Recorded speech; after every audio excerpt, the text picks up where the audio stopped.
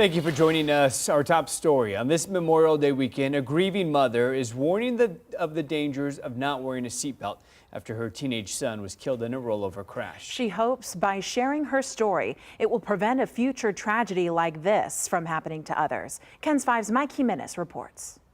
Doreen Pellstrant says the accident robbed her and her son of moments they never got to share, all because he was not wearing a seatbelt.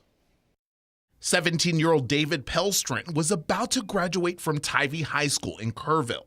His mother, Doreen, says he wanted to learn how to weld.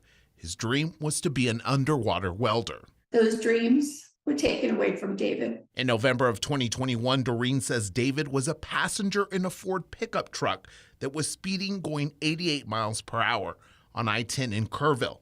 He was not wearing a seatbelt. It rolled 6 times and my son was ejected. In 2023, 1,183 people who died in crashes on Texas roadways were not wearing a seatbelt. That's according to the Texas Department of Transportation.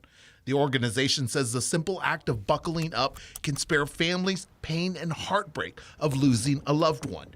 Through June 2nd, TxDOT is teaming up with law enforcement across the state and stepping up their enforcement to ticket anyone not wearing a seatbelt, part of their Click It or Ticket campaign. It's not a day that goes by that I don't think of my son, if he only buckled up that night. TxDOT says wearing a seatbelt reduces the risk of dying in a crash by 45% if you're in a front seat passenger car and 60% if you're in a truck. We don't get to see David start a family.